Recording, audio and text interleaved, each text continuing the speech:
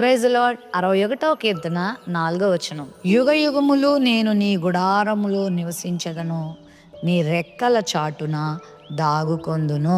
దావీదుకి హంసతూలిక తల్పాలు, అంతఃపురాలు, రాజసౌధాలు తాను భద్రపరచబడ్డానికి చాలా విలువైన ప్రదేశాలు ఉన్నప్పటికీ యుగ యుగములు నేను నీ గుడారంలో నివసిస్తానని అంటున్నాడు. అంటే అర్థం ఏంటంటే ఈ ప్రపంచంలో భద్రతనిచ్చే స్థలం, సురక్షితమైన స్థలం ఏదైనా ఉందంటే అది దేవుని సన్నిధే.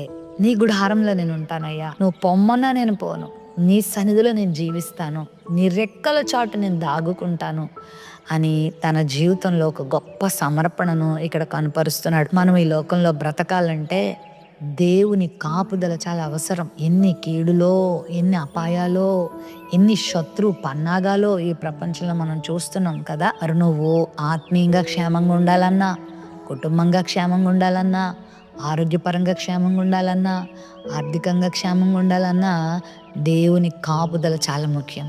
ఆయన రెక్కల చాటున ఎవరు దాగుకుంటారో వారికి భద్రత ఉంది. కోడి తన రెక్కల క్రింద తన పిల్లల్ని కాపాడుకుంటుంది కదా. గ్రద్ద ఎగురుతున్నప్పుడు ఏ పిల్ల కనబడుతుందో ఎత్తుకుపోదామని అది చూస్తూ ఉంటుంది. ఈ తల్లి గమనించి తన పిల్లలందరినీ రెక్కలు చాపి పిలుస్తుంది. అన్ని పిల్లలు వచ్చేస్తాయి ఇంచుమించుగా. కొన్ని పిల్లలు మా అమ్మ అలాగే పిలుస్తుందిలే అని అక్కడక్కడ తిరుగుతూ ఉంటాయి. అలాంటి పిల్లల్ని గ్రద్ద ఎత్తుకుపోతుంది. ఆ పిల్లలకు అర్థమైపోద్ది, మాకు మా అమ్మ రెక్కలున్నాయి, మాకు ఏదైనా ప్రమాదం సంభవించినప్పుడు ఆ రెక్కలు మమ్మల్ని కాపాడుతాయని గుర్తించి ఆ రెక్కల క్రింద దాక్కుంటాయి. మరి మనకి కూడా ఎవరి రెక్కలు ఉన్నాయంటే నీతి సూర్యుడైన ప్రభువారి రెక్కలు మనకున్నాయి. ఆయన రెక్కలు మనకు ఆరోగ్యాన్ని కలుగజేస్తాయి, ఆయన రెక్కలు మనకి భద్రతనిస్తాయి, ఆయన రెక్కలు మనకి సమాధానాన్ని ఇస్తాయి. కాబట్టి నాకెవరూ లేరు అనుకోవద్దు, ప్రభువు నీకున్నాడు. నువ్వు ఎక్కడున్నా ఆయన నీతో ఉన్నాడు. ఆయన దగ్గరకు నువ్వు వస్తే నువ్వు అనాథవు కావు, ఆయన దగ్గర నువ్వు వస్తే నువ్వు ఒంటరివి కావు. ఆయన నీకు సమాధానం ఇస్తాడు, ధైర్యం ఇస్తాడు, భద్రపరుస్తాడు. మరి ఆయన గుడారంలో నివసిస్తున్నావా, లేకపోతే భక్తిహీనుల గుడారంలో నివసిస్తున్నావా, లేకపోతే లోక సంబంధమైన అల్లరితో కూడిన ఆటపాటలు కలిగిన స్థలాల్లో నివసిస్తున్నావా? పరిశుద్ధమైన దేవుని సన్నిధిలో ఉండు, నివసించడం నేర్చుకో. నీ ఇంటిలో కూడా దేవుని సన్నిధిలో ఎక్కువ గడపడం నేర్చుకో.